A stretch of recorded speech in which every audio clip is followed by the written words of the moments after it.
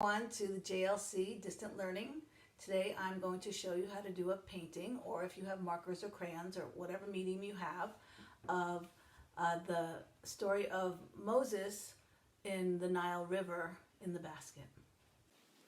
Okay, so take your ultramarine blue paint and make your horizon line. And I put two little pyramids in the background. And next I'm going to draw in the Nile River. And oh, I don't really like that line. I'm going to fix it. All I have to do is fix it, and then you erase it by putting your brush in water and wiping it away. You can do it as long as the paint is still wet. And there's my Nile River, and here's the little basket that Moshe's in, and there is Paro's daughter who rescues him. She stretched out her arm to a little palm tree. And just make a little more detail in the basket. And there's her arm that miraculously extended out to the basket and saved him. And the next thing I'm going to do is I'm just going to lay in a wash of green for the bulrushes next to the Nile. Just very, very broad strokes, not a lot of detail yet.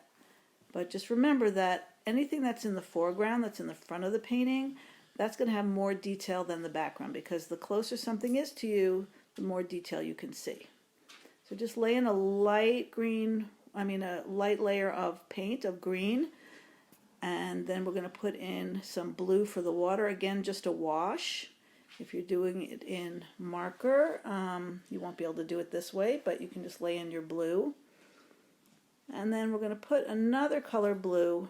I used cerulean blue for the sky and did it very, very light, because the sky is definitely not as dark as the Nile River would be. Okay, the next thing we're going to do is we're going to put a little more detail on the skin and the arm. Again, just a thin layer if you're doing it in paint, because you can, once it's dry, you can add onto it. I like to just keep things sort of in a washy layer of paint in the beginning to make sure that I like what I put in there, and also just to cover the whole painting and not get very precious in one area of detail and leave the rest undone. So the next thing I'm going to do, I'm going to put a little more dark in the basket, and then I'm going to paint a little bit more of her dress. I made it yellow so it'll stand out against the green. You can pick any color you want. I wouldn't do it blue or green because you want it to be, to stand out, to be contrast. Put in some brown hair. Again, just very, very simplistic strokes so that you can touch it up later. Now, for the pyramids, I want to show that the sun is beating down on one side, and then it's the shadow of the other side. So the front part is facing us is the lighter side, and then you see where I'm putting in the darker brown for the shadow.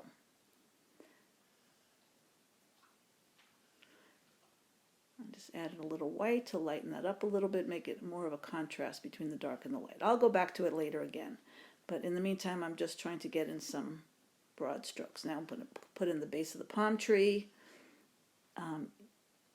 and just give it a little bit of indication of detail that it's a palm tree. And then I use a flat brush so I can just stroke the palm fronds and make it look like a nice palm tree. It's very easy to do if you just use the way the brush works. If you use a pointed brush and not a flat brush, it still works, but I prefer using a flat brush. So if you have a flat square brush, it's better. The same thing with the bulrushes. You're going to use the same flat square brush and just stroke up and up and up and put all the bulrushes. Like I said before, the details will be more visible in the foreground, in the front of the painting, and you won't be able to see any detail of the bulrushes in the back because they're far away. So just keep adding in the bulrushes around, and I switched from a darker green here. I added a darker green. You can still see the lighter green underneath, which makes the painting more interesting because there's obviously, things underneath that you can't really see, but it'll still appear to be green. Here's another dark. So I like to do 3 values: light, medium, and dark. So I did the lightest light underneath. That was the first layer. And then I did a medium green as the second layer. Now I'm adding a darker green. Okay, the next thing I'm going to do is I'm going to add some more detail to the water. I'm going to go back. Oh, no, sorry. I'm going to the, adding a little in the back there. But after that, then I'm going to add in the detail of the Nile River. I'm going to make it darker. I'm just touching up a little bit in the background so that we can see that it looks far away. Okay, here we go with a darker blue. Now you want the Nile River to be pretty dark blue and more heavily painted and not such a wash because it's the water and you wouldn't be able to see through it. You know, and I'm just indicating the water around, going around her arm and around the basket. Again, keeping in mind that you're painting water, so I just made it sort of a dabbing motion with my brush and paint to indicate the water. Just like when I did the bulrushes and the palm fronds, I did it in that sort of stroked style. And the water I did in a different style of paint stroke. Now that I just put in, I'm going to add Moses' mother in the background watching to make sure her baby is okay.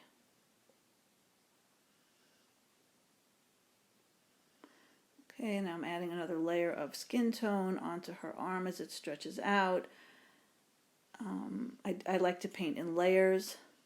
So now I'm adding another layer of paint to their faces. And I'm going to go through the painting and just adding, you know, little by little, more and more layers, making it more defined in the front.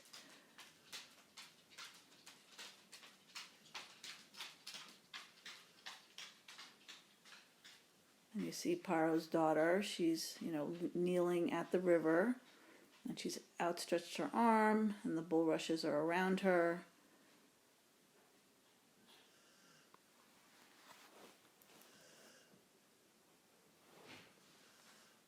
Again, adding some more detail in the front, making it darker in the front. And it gets lighter as it goes behind.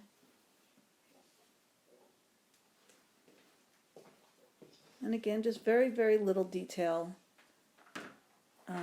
in the background because it's far away and you wouldn't really see any detail in the background. Now I'm adding this yellow ochre color, and those are just another part of the bulrush. Just to add that in, it looks pretty. Adds a little contrast to just the green.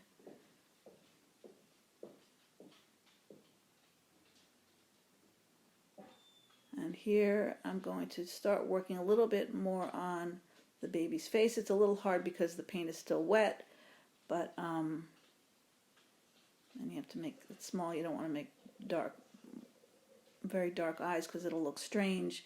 So I'm just trying to do a little bit of detail on the face. I'll go back to it later when the paint's drier. But I'm just indicating it now. A little red for the mouth, little eyes. And you just see as I go layer by layer and add a little hair.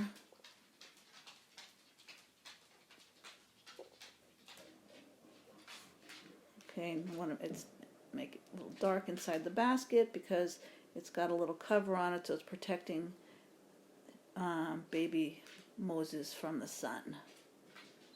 And I'm working on my little basket there, giving a little indication of that it's made out of the reeds.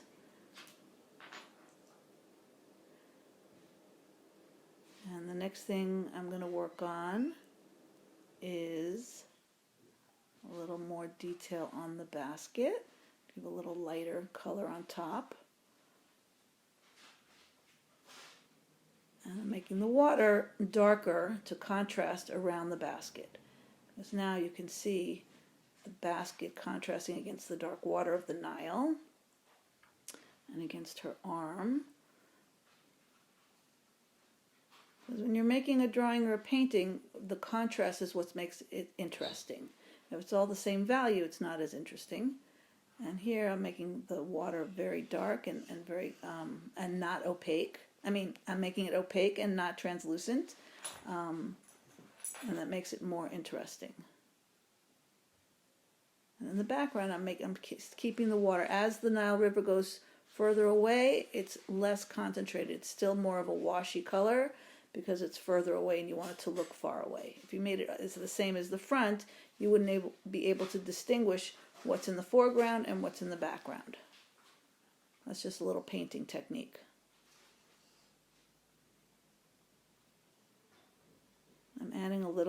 I'm brightening up that yellow so that you can see her poking out of the reeds or the bulrush. And making her hair a little bit darker. Again, I paint in layers so that, I don't know, that's just my technique. I paint in layers. I don't try and land on it the first time, putting heavy paint on the first time, because you can't really get rid of it so easily if you make something that you don't really like. So now I'm adding more dark around the sides.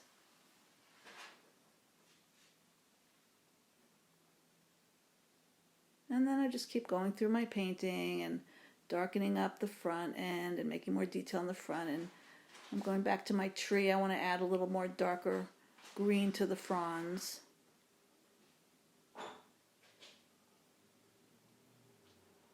And here you see I'm just adding more green to make the palm tree more lush. I'll work on the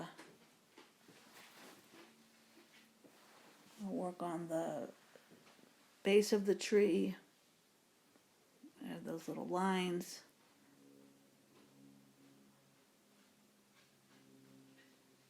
Put little highlights on the green to show the sun hitting the leaves. I just took a little white and I mixed it with my green.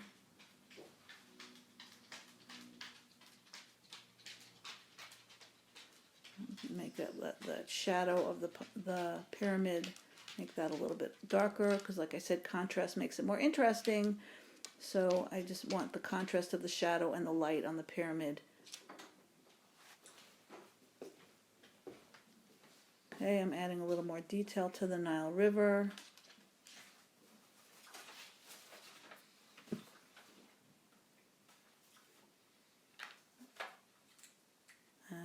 Just going to take a little, I use that brush there that I'm using it as sort of my eraser. It's just got water on it, and I'm pulling out some of the paint that I don't want there.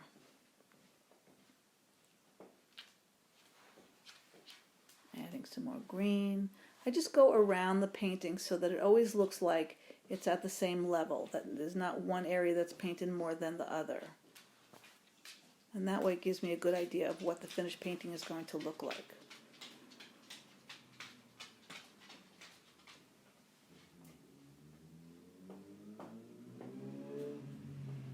Add a little more detail to the face. A little hard because it's still wet.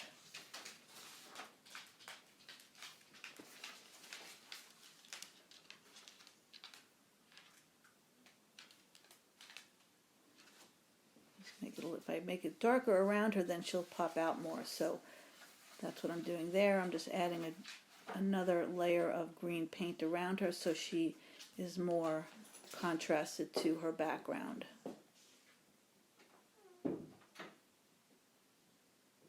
And again, I'm painting very quickly, so you can take your time when you're doing it. I'm just doing it quickly for this video.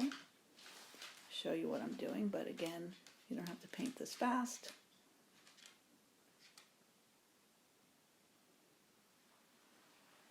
And I'm just looking at my painting and see where I want to put the next detail and what area I want to bring out. I'm going to make the sunlight on the pyramid a little lighter. Again, making it more contrasting. Also makes it appear further away because it's lighter now. Now it looks further away than it did before. just add a little shadow in the background there, just at the very top layer of the horizon line.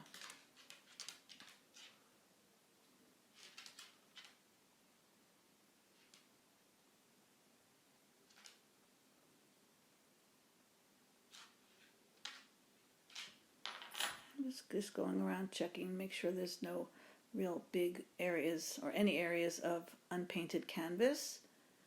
I like to have at least one thin layer on every area of the canvas. I'm going to add a little cloud. I took some white, and it's not pure white. I toned it down a little bit with some blue, so it wouldn't be too contrasty. And I'm just adding little light tones of cloud, just a little puff of cloud, just to give it the sky a little more interest. You have your painting. I hope you enjoy.